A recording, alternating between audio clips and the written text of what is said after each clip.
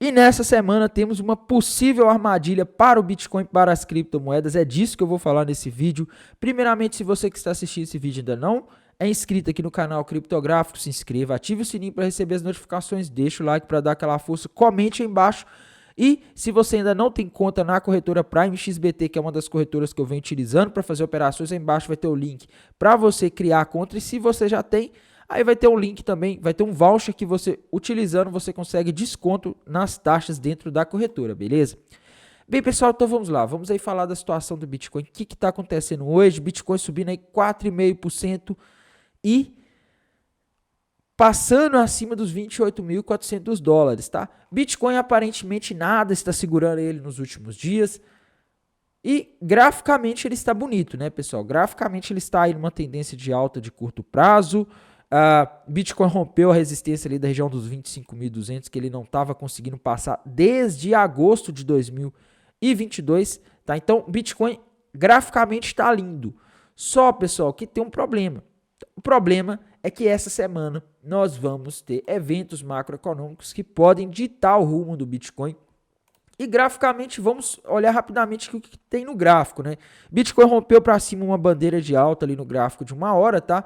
O alvo dessa bandeira de alta, ele se encontra ali na região de aproximadamente, vamos ver aqui, vamos projetar, o alvo dessa bandeira de alta se encontra ali na região dos 31 mil dólares, tá? E o Bitcoin, agora que ele rompeu esses níveis de resistência, ele graficamente, viu, pessoal? Estou falando só do gráfico, não estou considerando o que está acontecendo não, tá?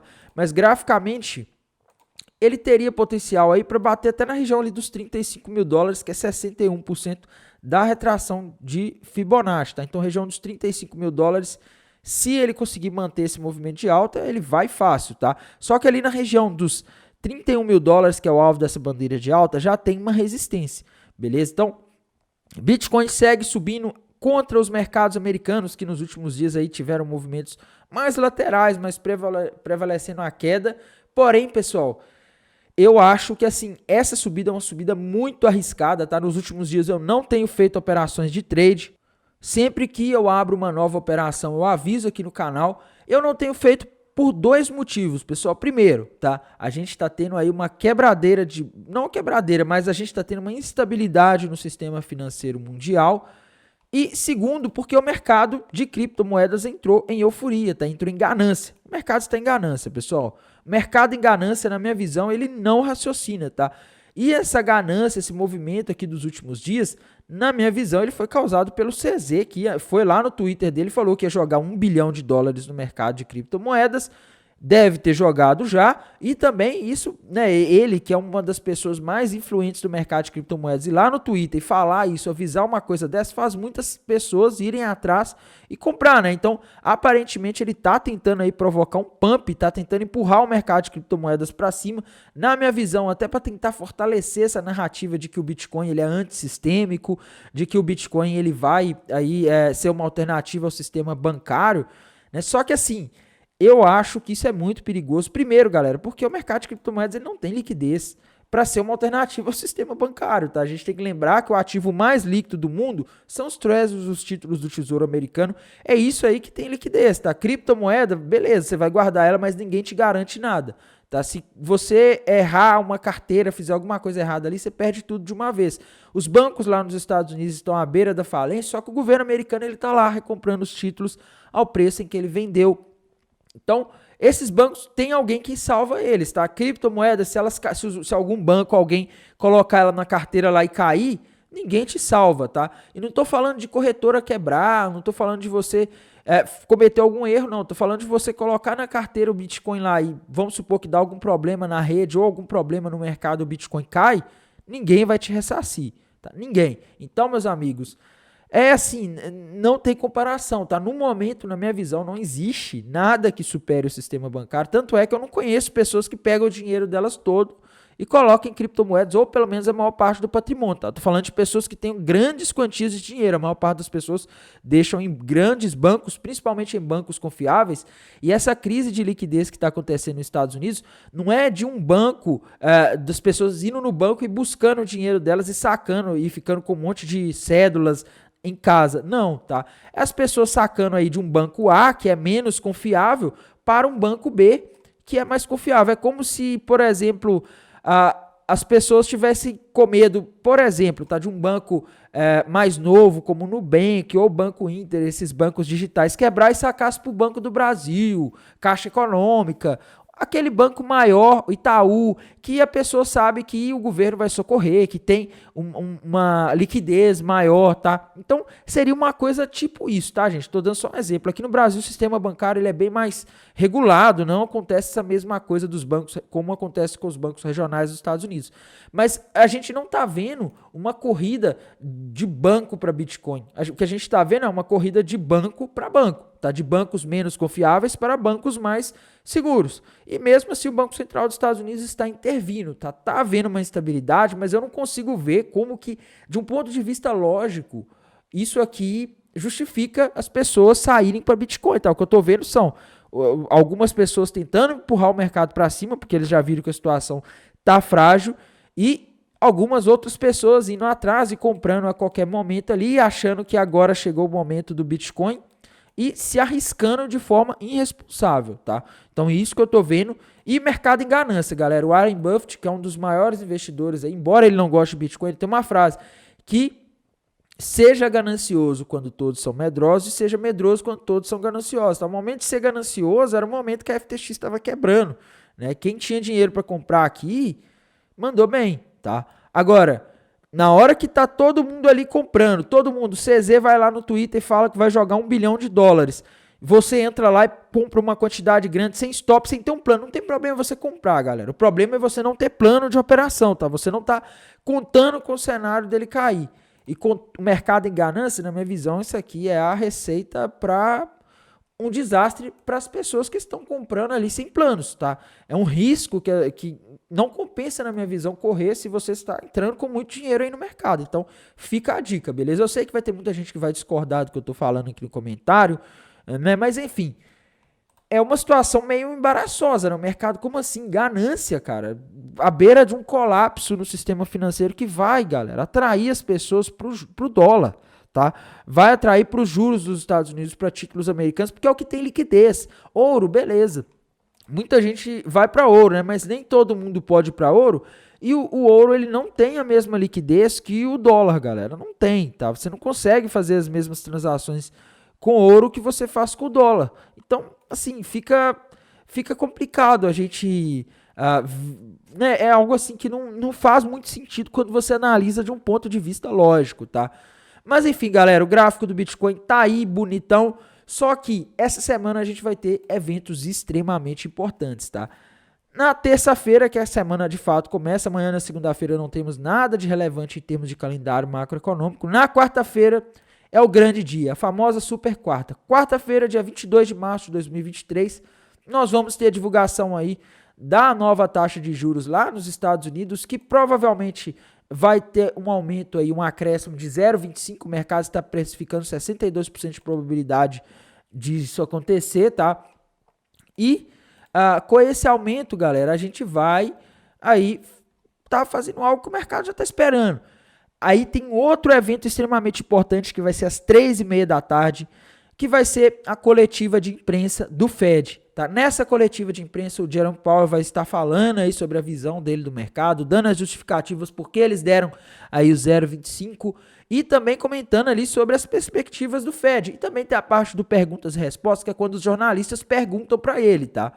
De qualquer forma, galera, é muito importante e no que vocês devem prestar atenção nas falas dele é se ele vai demonstrar mais preocupação com o problema da inflação que está atingindo o mundo nesse momento, ou se ele vai demonstrar mais preocupação com o problema da possibilidade de recessão, da possibilidade de instabilidade no sistema financeiro. É isso, tá? Se ele falar que está preocupado com a instabilidade do sistema financeiro, o mercado pode se animar, tá? Agora, se ele der a entender que o problema é a inflação, que na verdade é o principal problema do mundo aí desde 2020... Aí, meus amigos, isso pode ser ruim, porque isso pode indicar que as taxas de juros elas podem ir a níveis aí mais altos do que o mercado espera e podem ficar em níveis altos muito mais tempo do que o mercado espera, tá? Então, isso é problemático porque isso gera muita instabilidade, né? Então, muita atenção no que o Jerome Powell vai falar da quebra desses bancos.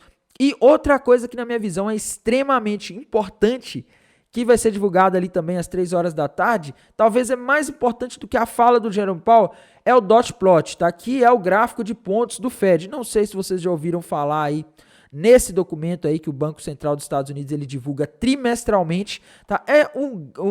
Vamos dizer assim, é uma expectativa ali do que os membros do Banco Central dos Estados Unidos estão esperando para a política monetária, para a inflação, né, nos próximos anos, tá? Nas próximas reuniões e nos próximos anos. E isso é mais importante, galera, do que o que vai ser dado de taxa de juros, porque o mercado ele sempre está tentando antecipar o que vai vir, tá? E sabendo aí da perspectiva dos membros do Fed, o mercado ele vai conseguir aí ter uma noção de como vai ser o comportamento das taxas de juros. E galera, tem uma coisa meio ruim nesse momento, tá? Que é o mercado está precificando que o Fed vai começar a cortar juros ali a partir de julho, tá? O mercado está achando que a partir do meio desse ano o Fed já vai começar a cortar juros porque a gente teve quebra dos bancos, né?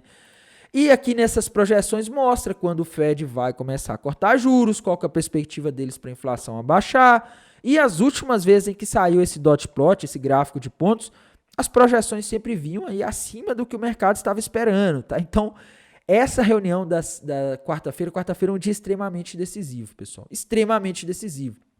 Porque nos últimos dias o mercado está aí convivendo com o Fed, injetando mais liquidez novamente, não para estimular a economia, mas para salvar o sistema financeiro, para não deixar os bancos começarem a quebrar isso, se alastrar, tá? Mas está virando um problemão. E galera, na minha visão, a inflação ela tá um problema muito sério para o Banco Central dos Estados Unidos, tá? Porque a gente está tendo aqui o CPI, índice de preço ao consumidor lá dos Estados Unidos, que ele tá num nível extremamente elevado, galera. A inflação lá nos Estados Unidos ela tá na casa dos 6%. Tá na casa dos 6%. O núcleo do CPI, ele continua acelerando, galera. Desde novembro que ele tá se acelerando, tá? Ele tá cada vez mais alto. A inflação dos Estados Unidos ela tá muito forte. Galera, para vocês terem uma noção, tá? Um ano atrás, quando o Fed começou a cortar os juros, começou a subir os juros, agora em março a gente está fazendo um ano, galera. Um ano, tá? A inflação lá nos Estados Unidos, ela estava na casa ali dos 8, tá? Um ano depois da subida mais rápida de juros da história do Banco Central dos Estados Unidos, a inflação está na casa dos 6. E a meta, no caso do CPI, não é 2, tá? Mas no caso do PCI, mas a meta é 2, galera. O PCI, ele tá ali na casa dos 4,4, ele tava na casa dos 6, tá? Então, assim, o que a gente tá vendo não tá sendo rápido, a inflação, ela não está caindo como muitos esperavam, e isso aí pode fazer com que o Fed dê projeções pessimistas aí para a inflação, tá? E principalmente para as taxas de juros, dizendo talvez que vai ter que deixar ela durante o ano de 2023 e 2024 em níveis altos, tá? Não sei. Então isso aí pode dar um susto no mercado e principalmente no mercado de criptomoedas que está aqui em ganância, ignorando tudo, seguindo um movimento de euforia que na minha visão é irracional, tá? Que ele não faz sentido, principalmente nesse momento em que o mercado de criptomoedas perdeu o Silvergate Bank, que era um dos bancos aí, que era a maior porta de entrada de capital para o mercado de criptomoedas, tá? Então é uma situação bem delicada, eu acho que o mercado está numa situação muito vulnerável, muito frágil. E o SP500, pessoal, na minha visão, ele só está nesse nível dos 3.900 até hoje, porque o Fed não está conseguindo tirar a liquidez, tá? Ele começou a reduzir o balanço, mas aí veio esse problema nos bancos e ele já expandiu de novo, já devolveu a maior parte do dinheiro que ele tirou do mercado, devolveu de volta, tá? Então, é uma situação complicada aqui, só que assim, galera, não tem jeito, tá? A situação é muito séria, a inflação não cai. Se o Fed tiver que deixar os juros por mais tempo em níveis elevados, isso pode bater no Bitcoin, porque a gente tem que lembrar o seguinte, galera, o Bitcoin, ouro, ou esses tipos de ativos que não pagam uma taxa de juros, eles não têm rendimento, geralmente eles sofrem quando os juros sobem. A gente está vendo isso aqui no Bitcoin e nas ações da maior parte dos ativos do mundo desde o início de 2022, está tudo caindo porque são ativos que não pagam, tá? Eles não têm uma recompensa ali pelo carrego.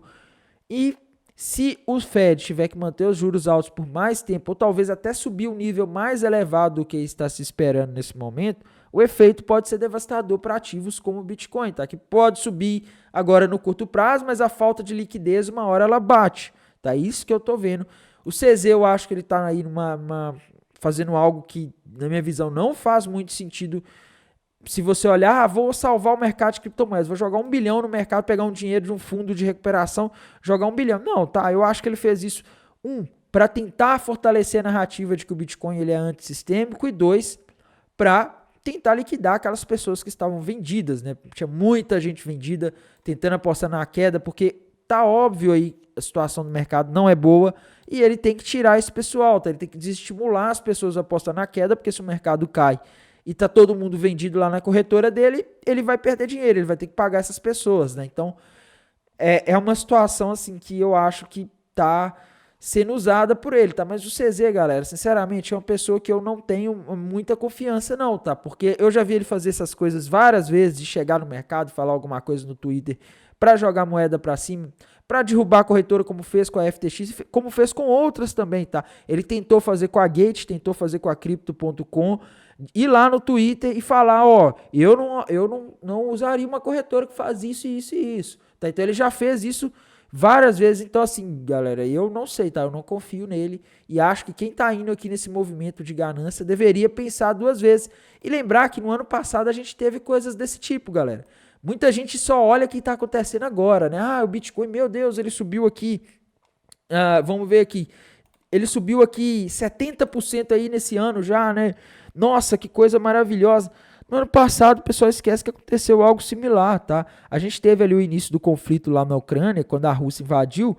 Bitcoin estava ali no final de janeiro, ali na casa dos 32, 34 mil dólares. Ele chegou a bater ali 49, 48 mil dólares, tá? Ele subiu em fevereiro mesmo com todos os problemas. Aí veio a invasão russa, subiu de novo, subiu num único dia 14%, tá? E depois em março os mercados todos subiram, sabendo que o Fed ia começar a subir juros, né? E com o problema lá na Ucrânia, com todos os outros tipos de problemas no mundo. Depois a conta veio, tá?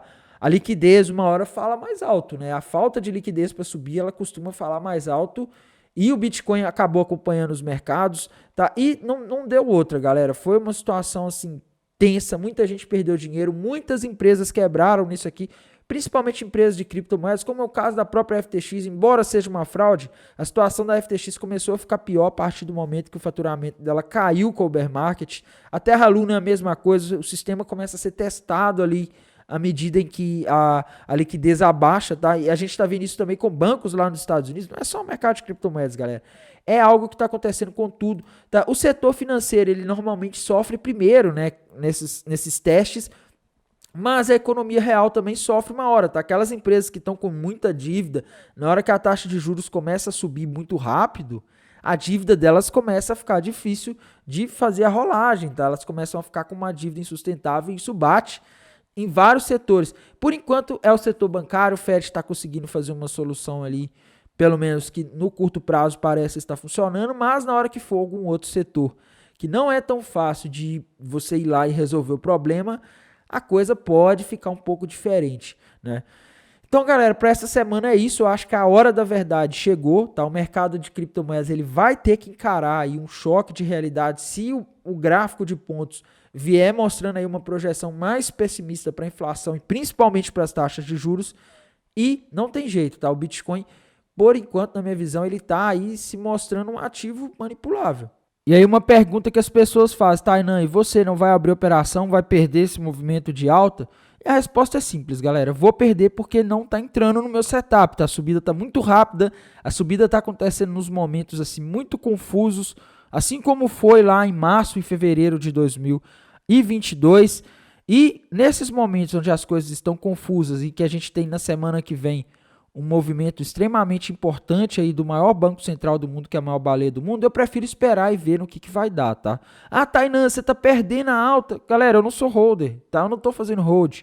Quem tá fazendo hold, eu sempre falo, faça preço médio, vá comprando aos poucos, não fique tentando achar o topo e o fundo, tá? Então, pra mim, isso aqui, galera, assim, é uma situação que eu tô observando e assim que tiver novidades, eu vou trazer aqui pra vocês, beleza? No mais, desejo a vocês aí uma ótima semana, um bom domingo, um bom descanso e bons negócios. Até mais, tchau.